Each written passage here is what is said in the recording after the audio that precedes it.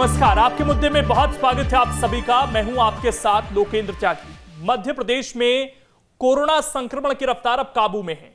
ऐसा हम इसलिए कह सकते हैं क्योंकि यहां पर संक्रमण की जो दर है वो अब 2.8% तक पहुंच चुकी है, जो अपने आप में राहत देने वाली खबर है। एक समय ये 25% के आसपास थी। पिछले 24 घंटों की बात करें तो प्रदेश में 1977 केस सामने आए हैं, जो कहीं 12,000 तक भी आ रहे थे एक समय। वहीं 6,845 लोगों ने कोरोना को पिछले 24 घंटे में मात दी है। लिहाजा अब प्रदेश को अनलॉक करने की जो प्रक्रिया है वो 1 जून से शुरू होने वाली है। लोगों की रोजी रोटी का भी सवाल है, जिसको लेकर गृह मंत्री की अध्यक्षता में मंत्रियों की बैठक हुई, जिसमें शर्तों के साथ आर्थिक गतिविधियों को शुरू होने पर सहमति बनी है। हालांकि अनलॉक में क्या खुलेगा और क्या बंद रहेगा, इस पर फाइनल जो मोहर है वो सोमवार को सीएम के साथ होने वाली बैठक के बाद ही लगेगी। सीएम ने कहा है कि इस बार का जो अनलॉक होगा वो तमाम वर्गों के साथ बातचीत कर होगा, पूरे वैज्ञानिक तरीके से होगा। सरकार पहले जैसा रिस्क नहीं लेना चाहती है। वहीं दूसरी तरफ संक्रमण कम होने के साथ ही लोगों की लापरवाही शुरू हो गई। ये सबसे खतरनाक है, जिससे पार पाना सरकार के लिए किसी चुनौती से कम नहीं है। तो सरकार के सामने अनलॉक की क्या चुनौतियां होंगी, लापरवाही बरतने वालों पर क्या कार्रवाई होगी, इनका इलाज क्या है, और तमाम चीजें जो संक्रमण की दर है, मौत का आंकड़ा है, उन सब चीजों पर चर्चा करेंगे। कुछ खास मेहमान भी हमारे साथ जुड़ेंगे, लेकिन उससे पहले आज की रिपोर्ट आप देखिए।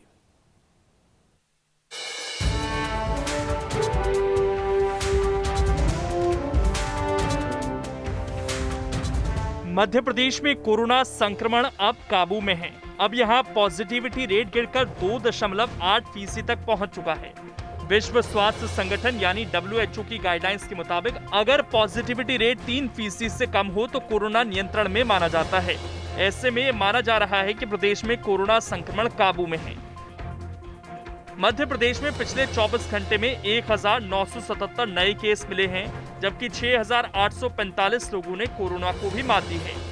मई के महीने में नए केस में हर दिन कमी आ रही है। मध्य प्रदेश में कोरोना की रफ्तार में एक बार फिर से कमी देखने को मिल रही है। मध्य प्रदेश में बीते 24 घंटों के दौरान की अगर बात की जाए तो करीब 1,977 कोरोना पॉजिटिव मामले सामने निकल कर आए हैं। इसके अलावा अगर हम बात करें सही होकर जाने वाले लोगों की तो 6,845 लोगों ने कोरोना को मात दी है। साथ ही साथ अब मध्य प्रदेश का जो रिकवरी रेट है वो 94% तक पहुंच गया। इसके साथ ही मध्य प्रदेश में जो पॉजिटिव रेट है वो 2.8% तक आ गया है, जो कि एक मामले कम होते जा रहे हैं। ये आने वाले दिनों के लिए अच्छे संकेत दे रहे हैं, और अगर आंकड़े इसी तरह से कम होते रहें तो कोरोना कर्फ्यू में उन 7 जिलों में भी ढील दे दी जाएगी जहां पर 5% से ज़्यादा मामले हैं। पाबंदियों के साथ 1 जून से अनलॉक की धीरे धीरे शुरुआत होगी, जिसको लेकर गृह मंत्री नरोत्तम मिश्रा की अध्यक्षता में मंत्रालय में बैठक हुई, जिसमें जिलों में कोरोना संक्रमण की स्थिति को देखते हुए शर्तों के साथ आर्थिक गतिविधियां शुरू होने पर सहमति बनी। इसमें जो कोरोना कर्फ्यू की सुनिश्चित रूप से चरणबद्ध प्रक्रिया है, उसके बारे में एक गाइडलाइन तय कर ली गई है। इस गाइडलाइन को माननीय मुख्यमंत्री जी के ध्यान में आज हम डालेंगे। सोमवार को पुनः 11 बजे सभी अनलॉक प्रक्रिया के सम्मानित मंत्रीगण उपस्थित रहेंगे, और इसमें हम सोमवार को इसको अंतिम रूप देकर जारी करेंगे। वहीं मध्य प्रदेश में 18 से 44 वर्ष आयु वर्ग के टीकाकरण पर गंभीर संकट बना हुआ है। हालांकि सरकार की तरफ से मंत्री विश्वास सारंग ने लोगों को जल्द से जल्द वैक्सीन की आपूर्ति होने का भरोसा दिया है।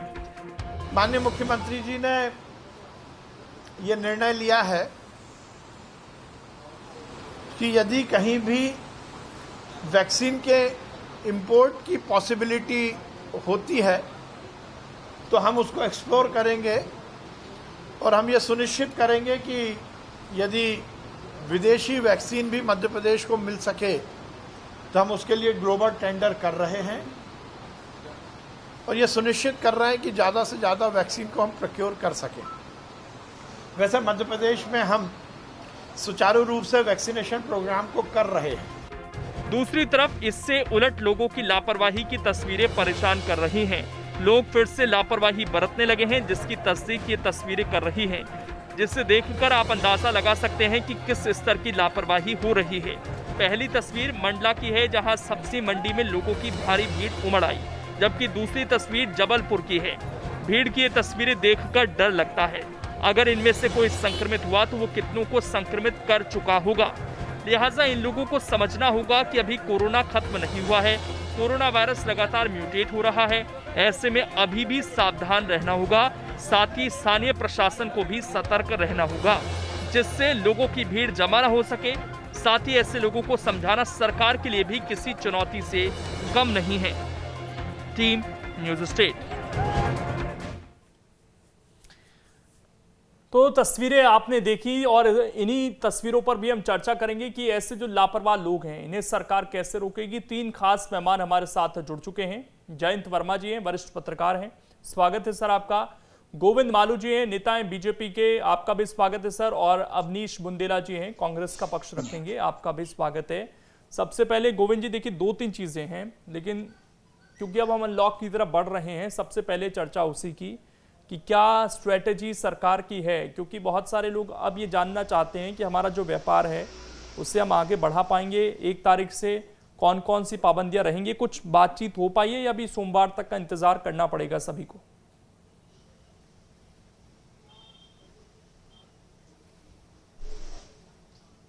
मुख्यमंत्री जी ने कहा है कि वैज्ञानिक तरीके से अनलॉक की प्रक्रिया को शुरू किया जाएगा। आर्थिक गतिविधियों का पहिया फिर से चले और वो रुके नहीं, इसके लिए चाक चौबंद प्रयास करना होंगे और इसीलिए सरकार लगी है। भले ही 4 दिन लेट हो जाए, लेकिन ऐसा न हो कि फिर हमें कोई ऐसा निर्णय लेना पड़े जो अप्रिय हो।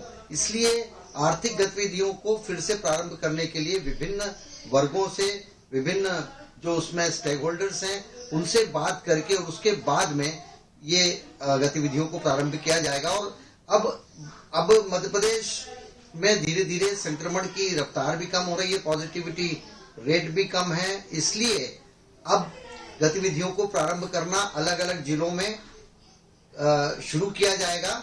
लेकिन लोगों को एहतियात तो फिर भी बरतना होगा। बिल्कुल, लोगों को एहतियात बरतना होगा। मैं आऊंगा सर, ये जो लोग हैं जो लापरवाही करते हैं, जिसकी वजह से पूरा प्रदेश लॉकडाउन में जाता है, उनका इलाज क्या है वो भी जानूंगा। थोड़ा सा ऑडियो में भी प्रॉब्लम आ रही है आपके, उसको भी हम जब तक दुरुस्त कर लेते हैं। मैं अवनीश जी आपके पास आ रहा हूं। आप लोग लगातार ये कहते हैं कि तो आंकड़ेबाजी सरकार करती है, संक्रमण दर 2.8% पर आ गया है सर, इसको भी आंकड़ेबाजी कांग्रेस कहेगी। दूसरा, अनलॉक की तरफ बढ़ रहे हैं, तो सरकार का ये कहना है कि हम सभी से चर्चा कर रहे हैं। आप लोगों को बुलाया है चर्चा के लिए अभी तक? देखिए, इस तरह की कोई सूचना नहीं है। सबसे पहली बात तो मैं आंकड़ों की जो आप बात कर रहे हैं रोहित जी, देखिए आंकड़ों की बात हमने बकायदा, जैसे आप एक आंकड़े की बात करें कि मौतों का आंकड़ा सरकार ने छुपाया है या उसमें मैनिपुलेशन किया, तो आप देखिए ना, आप तो बकायदा रजिस्टर जाके चेक कर लीजिए। शमशान घाट के 4 शमशान घाट देख लीजिए भोपाल, ये सरकारी आंकड़े क्या कर रहे हो और एक्चुअल में शमशान घाट के आंकड़े क्या कर रहे हैं। दूध का दूध पानी का पानी हो जाएगा, हमें कुछ नहीं कहना इसके अलावा। और अब मैं एक पॉजिटिव बात करूंगा, ये काफी सुखद है कि ये जो सेकंड वेव का जो पेंडेमिक था, ये कम से कम मेरे ख्याल से 40 से 45 दिन चला, क्योंकि ये मार्च के आखिरी वीक से शुरू हो गया था और ये बकायदा मई के फर्स्ट वीक तक, 10 तारीख तक चला और बहुत दर्दनाक रहा। मैं खुद अपनी बात कहूं तो मेरा पूरा परिवार संक्रमित था, मैं खुद संक्रमित था और मैंने भी अपने कई नजदीकी लोगों को खोया है और ये कहानी हर एक व्यक्ति की। तो देखिए, मैं ये मानता हूँ जो लापरवाही कर रहे हैं वो बिल्कुल नहीं होना चाहिए। मुझे लगता है जो लापरवाही कर रहे हैं उनको अभी कोरोना के मामले में असलियत तो पता नहीं है, इतना आपका सामना नहीं हुआ है कोरोना से। मैं उनसे निवेदन करूंगा कि इस तरह की लापरवाही, सबसे पहली बात तो चाहे कोई आम हो चाहे खास हो, किसी भी राजनीतिक दल का हो, इस तरह की लापरवाही बिल्कुल भी नहीं होना चाहिए। और लेकिन लोकेन जी, एक बात मैं बताऊं आपको, एक बहुत बड़ा वर्ग कोरोना को समझ चुका है और कोरोना से कई उसके नजदीकी खास लोग जा चुके हैं, पर लोग सुधार चुके हैं। तो मुझे लगता है अब लोग खुद बहुत, जैसे लॉकडाउन खुलेगा भी तो मैंने खुद, जैसे मेरे जो कुछ आसपास के लोग हैं, हमारा जो ग्रुप है, हमने कुछ सोचा कि जाने की निकलने की आवश्यकता नहीं, जब काम हो तभी जाओ। लॉकडाउन खुल रहा है इसका मतलब ये नहीं कि आपको घर से बाहर निकलना है, क्योंकि अभी देखिए आप कुछ नहीं कह सकते कि थर्ड वेव कब आ जाए। और सबसे खास बात आप इसमें देखें, जो भी इस तरह का पेंडेमिक आता है उसका जो पीरियड होता है किसी वेव का 1.5 से 2 महीने का होता है। हाँ, लेकिन एक बात मैं जरूर कहूंगा लोकेन जी, मेरा सवाल ये है कि जिन लोगों ने अपने पिता को खोया, जिन्होंने अपने बच्चों को खोया है, माता को खोया है, उनके लिए किस तरह का अनलॉक, उनके लिए किस तरह का लॉकडाउन, मुझे लगता है उनके लिए तो एक जीवन ही उनकी जिंदगी ही लॉक हो जाती है। लेकिन फिर भी हम कहें जीवन है, ये तो चलता है, ये तो कभी रुकता नहीं है। ठीक है, आज एक के साथ समस्या, दूसरे का जीवन चलेगा। तो एक बात मैं लेकिन जरूर कहूंगा, आप देखिए इसमें जो आपने शुरुआत में बात कही थी कि हमने कभी भी आंकड़ों के ऊपर, देखिए हमने सीधा सवाल किया है कि इस तरह के आंकड़े क्यों पेश किए जाते हैं कि आप बोलते कुछ हैं और दिख कुछ रहा है। देखिए आज जैसे आप देखिएगा, जैसे ही अनलॉक होगा, जो पिछली बार हुआ, कहीं ऐसा ना हो कि मोदी जी प्रधानमंत्री जो भाषण देने लगे, हमने 150 देशों की मदद की, बाद में आपकी कलाई खुली, बाद में बड़े बड़े पोस्टर ना टंग जाए कि हमने बकायदा इस पर विजय प्राप्त, क्योंकि देखिए बहुत बड़ा वर्ग मौत को काल के गाल में समाया है। आपने कोई विजय प्राप्त नहीं की। देखिए आप अगर विजय प्राप्त करने की बात कहेंगे तो जो लाखों लोग संक्रमित हुए और जो एक बहुत बड़ा वर्ग काल के गाल में समाया है, वो अपने आप को ठगा महसूस करेंगे। वो तो कम से कम इसको विजय नहीं मानेंगे, क्योंकि वो तो बड़ी मुश्किल से निकल कर आए। और दूसरी बात, सबसे खास बात, आप अभी भी मैं ये कहूंगा ग्रामीण स्तर पर आप ये नहीं कह सकते। ठीक है, मैं मान रहा हूँ संक्रमण 3 के नीचे आ गई है, अनलॉक होना चाहिए, एक गाइडलाइन के साथ अनलॉक होना चाहिए। लेकिन आप ध्यान रखें ग्रामीण स्तर पे आज भी अधिकतर घर में सर्दी खांसी के मरीज हैं। और आप देखिए, आपने ये भी देखा था बीच में कि वो वैक्सीनेशन में भी काफी समस्या आ रही थी, भरोसा नहीं कर रहे थे। वो एक बहुत बड़ा कारण है। आप देखें वो भरोसा क्यों नहीं कर रहे, क्योंकि आपने देखा मध्य प्रदेश एक नकली रेमडेसिविर इंजेक्शन, नकली दवा की कालाबाजारी का पूरे देश में एक बहुत बड़ा हब बन के उभरा है। और खास बात यह है कि उसमें सत्ता पक्ष के जुड़े हुए लोग कई बार पाए गए, चाहे आप उज्जैन में देख लें, जबलपुर में देख लें, भोपाल में देख लें। तो कहीं ना कहीं जनता भी ये कहती है कि साहब घर पे ही ठीक हो जाओ, हॉस्पिटलाइज नहीं होना। इससे भी देखिए बहुत ज्यादा प्रतिशत पर फर्क पड़ा है। मैं देखिए ये सवाल बिल्कुल खड़े नहीं कर रहा हूँ कि कोरोना अभी कंट्रोल नहीं हो, कंट्रोल है, लेकिन वो प्राकृतिक उससे कंट्रोल है, क्योंकि जो बेमौसम जो प्री मानसून बारिश हुई थी, उससे कहीं ना कहीं हवा में पानी की नमी आई है। वैज्ञानिक भी इस बात को मानते हैं कि उससे कुछ हद तक राहत मिली है। लेकिन अब इसमें यह ना हो कि लॉकडाउन के अनलॉक के बाद ये कुछ सुझाव है, आपके सुझाव भी हैं और आपने वो तकलीफ सही है सर, बहुत सारे लोगों ने तकलीफ सही है, तो वो चीज़ आप और वो दर्द भी आपका दिख रहा है। ठीक है, मैं लौटता हूँ आपके पास। जयंत वर्मा जी, देखिए पिछली बार जब लॉकडाउन लगा तो सरकारों ने कहा कि अब हम लॉकडाउन नहीं लगाएंगे, इसका बहुत बुरा परिणाम है। लेकिन सरकारों की तैयारी इतनी ज्यादा हुई कि उन्हें लौटना फिर लॉकडाउन पर ही पड़ा इस बार।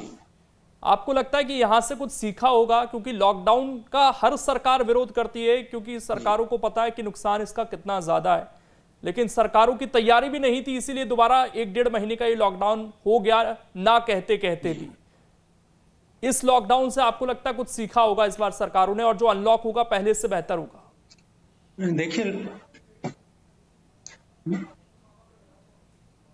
देखिए लोकेन भाई, जो सबसे बड़ी बात है कि पिछले बार जो प्रधानमंत्री ने आके ओवरनाइट डिक्लेयर किया कि अब पूरे देश में लॉकडाउन हो जाएगा और रेलगाड़ियां बसेस सब बंद हो गई, तो ये जो माइग्रेटरी लेबर था ये पैदल चल के आया और वो एक बड़ा ही दर्दनाक एक पूरे हिंदुस्तान में एक माजरा देखने को मिला। तो मुझे लगता है वो एक बड़ी भारी सीख है और उसका पूरे दुनिया भर में क्रिटिसिज्म हुआ कि यहाँ होमवर्क कुछ नहीं हुआ है और ये सोचा ही नहीं गया कि अचानक लॉकडाउन करने से क्या स्थिति होगी। तो अब की बार कम से कम ये सावधानी बरती गई कि वो केंद्रीय स्तर पे पूरा लॉकडाउन ना करके और उसको डिसेंट्रलाइज किया गया, राज्यों को कहा गया कि आप अपनी परिस्थितियों के अनुसार उसको करो, और रेलगाड़ियां चलती रहीं और बसेस भी चलती रहीं, तो जो लोगों को अपने घरों में जाना था वो चले गए। तो वो वाला माजरा जो पिछले साल दिखा था, वो माइग्रेटरी लेबर का पैदल चलने वाला, वो कम से कम नहीं दिखा। पर अब ये बात और है कि पिछले साल में एक और जो कमी थी वो थी कि वैक्सीनेशन नहीं था। अब की बार वैक्सीनेशन, मध्य प्रदेश में 1 करोड़ लोगों को 1 करोड़ वैक्सीन डोज लग चुके हैं। मतलब यदि 2 लगे होंगे एक को, तो 50 लाख 60 लाख लोगों को वैक्सीनेशन हो गया है। तो और वैक्सीनेशन होने के बाद यह है कि अब उनमें संक्रमण आया तो है, ये नहीं है कि पूरा संक्रमण रुक गया है। बहुत सारे वैक्सीनेटेड लोगों को संक्रमण आया है, परंतु फेटल नहीं रहा और उतने ज्यादा वो घातक नहीं रहा। कुछ लोग वैसे उसमें भी चले गए। तो ये एक स्थिति है और इस वैक्सीनेशन को बढ़ाना है, लॉकडाउन को तो खत्म करना ही है क्योंकि आर्थिक गतिविधियां तो चलाना होगा, पर इसके साथ ही साथ जो सबसे बड़ी बात है कि वैक्सीनेशन की प्रक्रिया जो है उसको तेज करना पड़ेगा। अभी ग्लोबल टेंडर की जो बात हो रही है, अब हो सकता है ये करे, पर केंद्र सरकार की जिम्मेदारी थी कि ये पेंडेमिक है और एपिडेमिक है, ये डिजास्टर वाला मामला है, ये केंद्र सरकार को वैक्सीन पूरा के पूरा ग्लोबली जहां से भी संभव हो प्राप्त करके और राज्यों को देना था। तो वो दिया है, अभी तक तो दिया है, परंतु अब राज्यों को कह दिया गया कि आप खुद ही इसके लिए एक्सप्लोर करो। तो ये एक स्थिति है। और दूसरा ये है कि अब जो बहुत सारे लोग जो लापरवाह होते जा रहे हैं वो इसलिए हो रहे हैं कि कई लोगों को ये भ्रम है कि हमको वैक्सीन लग गया है तो अब हम मतलब इससे मुक्त हो गए हैं, जबकि ऐसा नहीं है। जब तक का इसका पूरा का पूरा जो चेन है वो नहीं टूटती है, ये चेन टूटने के लिए हर्ड इम्यूनिटी आना चाहिए। वैसे तो कहा गया है कि हर्ड इम्यूनिटी आ चुकी है, काफी हद तक आ चुकी है, सीरो सर्वे में ये बात आई है, परंतु फिर भी कम से कम नहीं तो 50% हमारे जो लोग हैं उनको 50-60% लोगों को जब तक वैक्सीनेशन नहीं हो जाता तो ये चेन टूटना अभी उतना आसान नहीं है। और जो अनलॉक करने के लिए 5 कमेटियां बनी हैं उसमें गाइडलाइंस अभी तय किया जा रहा है, गृह मंत्री की अध्यक्षता में मीटिंग हो गई है और मुख्यमंत्री उसको घोषित करेंगे।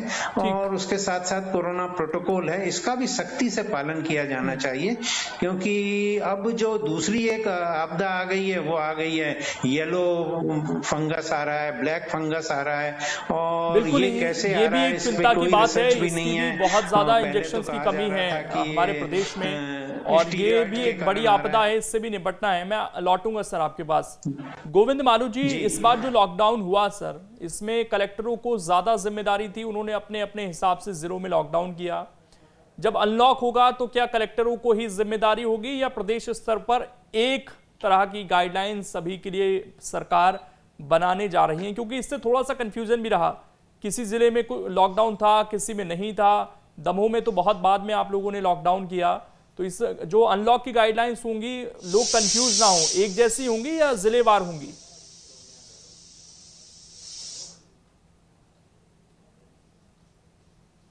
देखिए, अनलॉक की गाइडलाइन तो जिलेवार होगी, लेकिन उसका निर्णय जो मंत्री समूह बना है अध्यक्षता में गृह मंत्री जी की, उसमें वो सारा आकलन करके और पहले भी कहा कि उसको वैज्ञानिक तरीके से लागू किया जाएगा। जैसे मान लो इंदौर, भोपाल, एक तो वहाँ की स्थितियां अलग हैं, रतलाम और खंडवा या उधर ग्वालियर वहाँ की स्थितियां अलग हैं, तो अलग अलग जगह का अलग अलग असेसमेंट करके और वहाँ पर अनलॉक की प्रक्रिया और वहाँ की गाइडलाइंस निर्धारित की जाएगी। कुछ तो कॉमन गाइडलाइन रहेगी जो शाश्वत हैं, जो सबको एक जैसी पालन करना है, और कुछ स्थानीय स्तर के हिसाब से अलग से गाइडलाइन होगी जिनकी घोषणा सोमवार को ये जो लापरवाही की तस्वीरें भी हमने दिखाई, अभी तो अनलॉक ठीक से हुआ नहीं है सर। जो इम्प्लीमेंटेशन है, जो क्रियान्वयन है, गोविंद जी, ये जो आज बाजारों में हमने कुछ जगह की तस्वीरें दिखाई, देखिए इनसे कैसे निपटेंगे? इसको तो देखिए लोकेंद्र जी बोलिए सर। हमेशा प्रतिबंध कोई उपाय नहीं होता, हमेशा लॉकडाउन कोई उपचार नहीं होता। इसलिए यदि हम अनलॉक की तरफ जा रहे हैं तो हमें भी कुछ तो अनुशासन का पालन करना पड़ेगा और करवाना पड़ेगा। इसलिए जब भी कभी अनलॉक होगा और एकदम से भीड़ बढ़ेगी तो सरकार को फिर वापस बाध्य होकर बंद करना पड़ेगा। तो ऐसी स्थिति लोग ना आने दें। हम इसकी उद्घोषणा लगातार अलग अलग मंचों से कर रहे हैं। आप लोगों से आग्रह है कि आप लोग भी करें कि भाई हम तो लगातार कर रहे हैं सर, हम तो लगातार लोगों से हमने पालन नहीं किया तो फिर वही स्थिति का सामना। अवनीश जी इस बार जब अनलॉक होगा, इसी से लोगों को अवेयरनेस जब तक आएगी नहीं तब तक स्थिति सुधरेगी नहीं। सवाल ये है बल पर कोई काम हो नहीं सकता। नेताओं ने भी पिछली बार जब अनलॉक हुआ तो अपनी जिम्मेदारी भुला दी, मास्क भुला दिया, कार्यकर्ताओं के साथ भीड़ जुटाते थे लोग। चुनाव हुआ मध्य प्रदेश में, खूब भीड़ जुटी। इस बार क्योंकि चुनाव नहीं है तो क्या उम्मीद कर सकते हैं कि नेता भी अनुशासन में रहेंगे? जल्दी से जवाब दीजिएगा सर, समय कम है थोड़ा। देखिए, मैं ये मानता हूँ कि कोरोना को लेकर आम जनता को, चाहे खास हो चाहे आम हो चाहे नेता अधिकारी, उनकी बात समझ लेना चाहिए कि कोरोना के साथ अभी आपको 1 से 1.5 साल और बिताना है। आप चाहे कुछ भी कहें, आप चाहे उसको समझें या ना समझें, अगर आप जितनी जागरूकता अपने आप में लाएंगे तो आपके परिवार के लिए, आपके लिए ज्यादा अच्छा होगा। क्योंकि कोरोना अभी गया नहीं है, क्योंकि जिस तरह से दूसरी लहर आई, तीसरी की हम आहट सुन रहे हैं, तो लोकेश जी मैं ये मानता हूं कि आम जनता को समझना होगा। ठीक है, सरकार की अपनी जिम्मेदारी होती, लेकिन एक जिम्मेदारी जनता की भी है कि मास्क पहने, फालतू में घर से ना निकलें। और बिल्कुल, क्योंकि उस चीज को आपने नजदीक से देखा है सर अवनीश जी, तो आप अपने साथी जो नेता हैं उनको भी बताएंगे कि भाई नेतागिरी होती रहेगी, पहले लोगों की और अपनी और अपने परिवार की जान ज्यादा इंपॉर्टेंट है। शुक्रिया, समय इतना ही है मेरे पास। शुक्रिया आप सभी का जुड़ने के लिए, बातचीत करने के लिए। तो सावधान रहें अनलॉक के इस दौर में भी, और आपकी अपनी खुद की जिम्मेदारी है, परिवार की जिम्मेदारी है, तभी स्वस्थ रह पाएंगे। छोटा सा ब्रेक, खबरें लगातार जारी हैं।